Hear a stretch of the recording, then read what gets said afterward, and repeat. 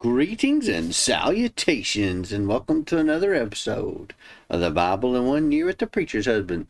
Today we're going through 2 Chronicles chapter 19 through 22, and then tomorrow we're going to go through the book of Obadiah and also Psalm 82 and 83. So get ready for that one for tomorrow. So we're going to dive in chapter 19 of 2 Chronicles. This is where Jehu, remember the seer who was the son of the seer Hanani, he goes out to confront Jehoshaphat. And he basically tells him, listen, I'm not happy with what's going on with you with this alliance, with Ahab, and I'm just not pleased about that. God is not pleased either. And he asks a question. He says, do you help the wicked and love those who hate the Lord? Now, that's a pretty interesting question here. Do you love those who hate the Lord? And it says, because of this, the Lord's wrath is on you.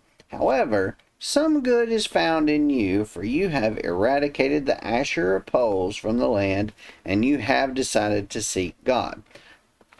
So, was God really that mad at him that he was loving his enemy?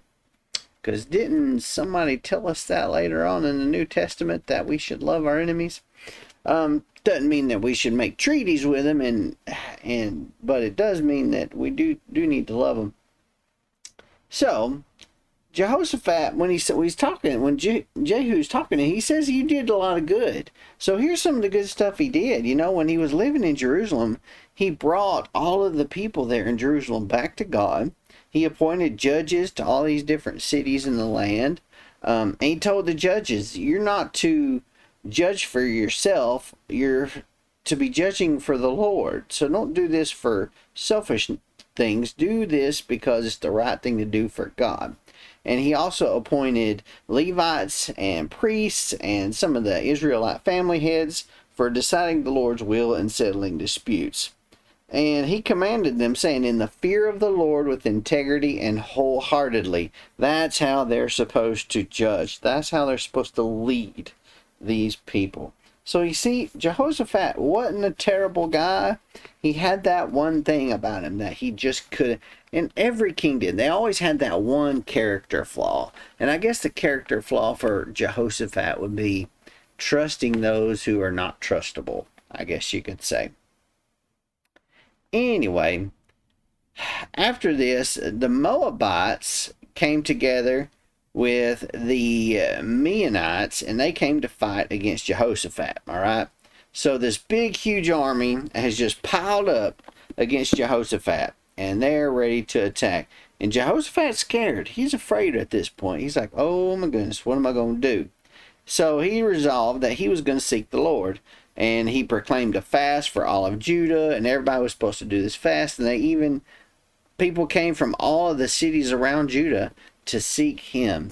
And so Jehoshaphat stood in this assembly of all these people that came, and he prayed to God. And he prayed this long prayer, praising God. And at the end of it, he said, for we are powerless before this vast number that comes to fight against us. We do not know what to do, but we look to you, God, and God answers him.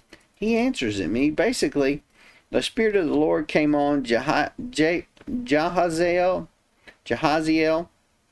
which was a descendant of Asaph, who was that Levite. Remember the musician?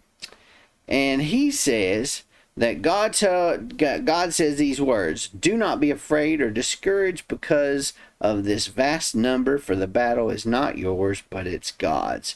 He goes on to say, you don't have to fight this battle. Y'all just go out there, stand still, and you're going to see the salvation of the Lord. I was like, wow, that's fantastic. He is with you. Do not be afraid or discouraged.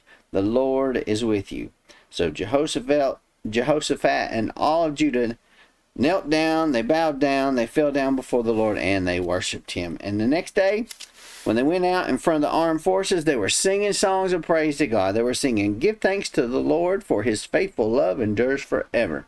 And this is kind of confusing because the armies come out and they hear all this noise and racket, and they're like, there's three separate armies here, and they didn't necessarily know one another, but suddenly all these armies heard what they thought was this screaming and shouting, and it actually was praising of God.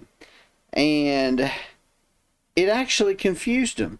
This was not just a regular confusion, but this was a God-ordained confusion that caused them to turn on each other and just destroy each other. Two of them turned on one and destroyed them, and then the other two that were turned on each other and destroyed each other, and there were no survivors after that.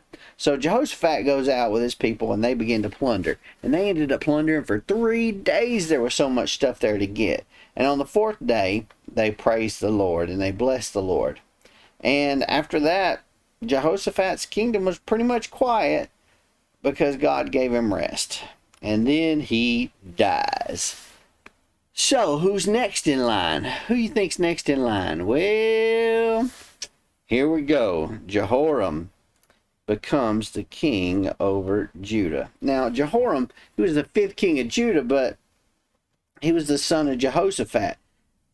This guy was not good. He promoted Baal worship, and he brought calamity on Judah. Jehoshaphat may have thought that having his son Jehoram marry the daughter of Ahab and Jezebel. You catch that? He married the daughter of Ahab and Jezebel. So this guy was the son-in-law to the Israelite king and queen who were Baal worshippers. Jehoshaphat thought that might eventually make Jehoram the ruler of a kingdom that was once again united, and thus perhaps return all of Israel to the worship of God in obedience to the law. But rather than being a new David, Jehoram became the personification of Ahab in Judah. Together with Athaliah, his wife, Jehoram began to refashion the kingdom of Judah so it would look just like the northern kingdom, where Baal was supreme and assassination was the preferred method of changing government. So, knowing this, as soon as Jehoram had full grasp of the southern kingdom, he proceeded to kill all of his brothers and anyone else who might have any claim on the throne. Well, that is not good. That is not good at all. So, guess what? Elijah writes him a letter. This letter came to Jehoram, and it basically says, because you've done all these things that we just talked about, the Lord's now going to strike your people, your sons, your wives, and all your possessions with a horrible affliction. You yourself will be struck with many illnesses, including a disease of the intestines, until your intestines come out day after day because of this disease. And guess what?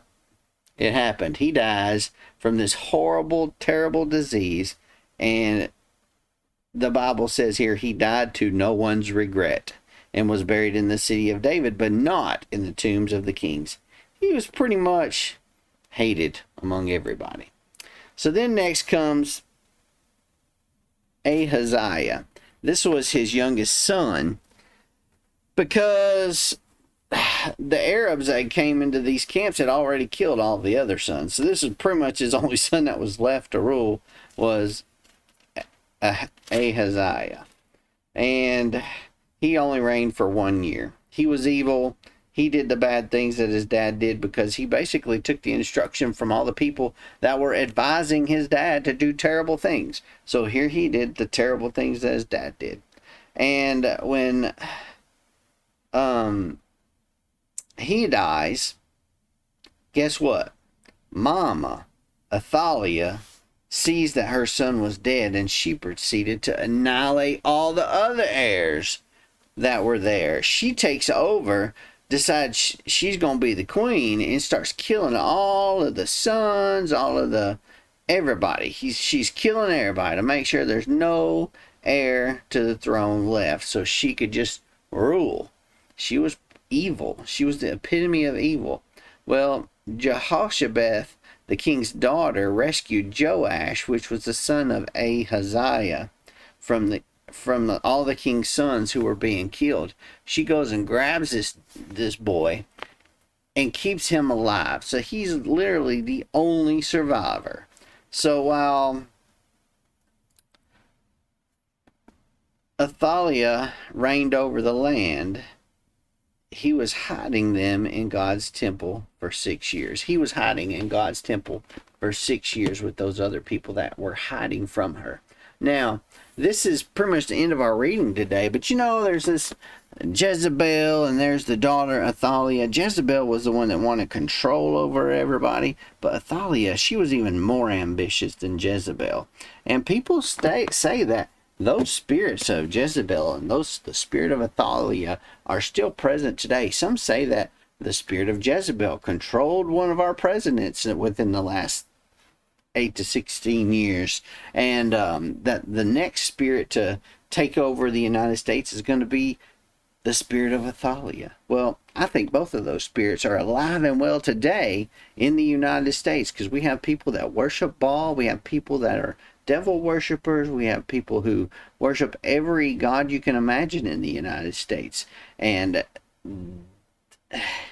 there you have it. I mean, but these right here, these two people, the spirit of these two people were just evil. They were just evil people to begin with. They were evil. They had the spirit of evil dwelling within them that caused them to do evil things. Don't let that evil spirit dwell in you.